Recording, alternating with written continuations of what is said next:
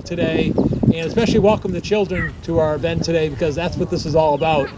It's about the new playground that we will be opening real soon. We're here for the groundbreaking and opening hopefully the end of next month, and for years of enjoyment by the children and the community as a whole, and certainly the whole story behind this is a fully accessible facility. So again, welcome on behalf of the town of Chelmsford. I want to recognize a few people that are in attendance today, some town officials. We have from the Board of Selectmen, Chair Pat Wojcik is here in attendance. We also have from the Chair of the School Committee, Dennis King, Dave McLaughlin from the Conservation Commission, and we also have some department heads from the town as well. Public Works Director Steve Yonley, Gary Brischetti is his assistant Steve Yonley, Colin Spence representing Chief Spinney from the Police Department, Chief Gary Ryan from the Fire Department, and also most importantly we want to welcome you residents and supporters, and without further ado want to welcome and thank the committee for all their efforts so far in their efforts going ahead in the critical weeks from today's groundbreaking to the completion of the project and ribbon cutting hopefully at the end of June.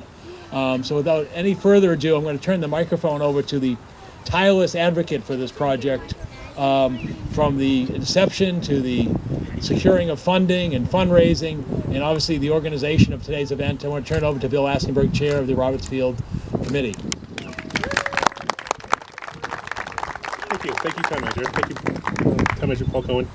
Welcome. I'm so excited to see everybody here. There's so many friendly faces here that I've probably bugged and spoken to over the last 3 or 4 years. I just want to thank you all for coming out.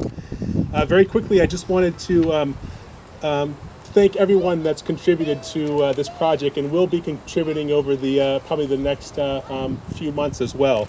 But most specifically, I wanted to thank all the town officials and municipal employees that have contributed heartily to this project, especially Town Manager Paul Cohen, and especially Steve Yonley, the Assistant Director of the DPW, who is a little sunburned because he's been working hard over the last couple of days getting the holes dug and getting some poles in place. So his crew's been out here really doing a yeoman's job on this.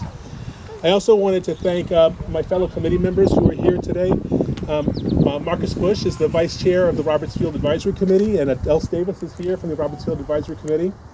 And in addition, there's our clerk, Danielle Ruth, and then Elizabeth Fabro is also here. And there's also another committee, the Friends of Roberts Field. We have a lot of committees. It takes a lot to get a lot of work done. Elizabeth Fabro is also the Vice Chairman of that committee. Our Community Outreach Chair is Heather Allen. And there's Elizabeth in the back, so she's Elizabeth here. She made it. Our treasurer for the Friends of Roberts Field, Tony Khalil, is here. And our clerk, Stephanie Lanzillo, is here. I don't know if she's here, but she's our clerk. And then also our fundraising coordinator, Neil Ruth. Oh, there's Heather. Heather's here as well. Thank you for coming out, Heather. I also want to mention that this has been a long process. We've been working on this since about 2013 now. So there's a lot of other committee members that have contributed a lot to this project as well. 2 full boards of committee members, and I want to thank them for all of their efforts in getting this project underway. There's also a lot of members of the community that have helped a great deal with this project. Tom Christiano is here he's the managing editor of Chelmsford News. Barry Jefferson and his wife Sue Jefferson have been big help. Barry's taking photographs for us today. Jim Martin has been the voice of the trees for this project, and that's been a very important part of this project for us. John Bowden has done all of the graphics and really outstanding branding work that you've seen that you see around the park, and he's really contributed to this as well.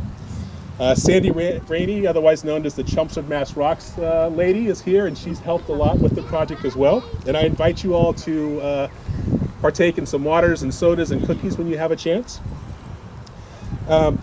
Also, throughout this process, neighbors have been contributing to the project as well. And David Nelson and Amanda Goyette attended just about all of our meetings, and I wanted to specifically mention them for their commitment to the project and for showing up at all those meetings. And then finally, I also wanted to thank Laura Merrill, our past selectman. She was our liaison, and she really helped a lot with getting the committee back on track. Finally, I just wanted to thank our premier and equipment sponsors that have contributed financially to the project and also just to show the support for the project. Dr. David Newman of Drum Hill Pediatrics is here. Thank you, Dr. Newman. He's a silver sponsor.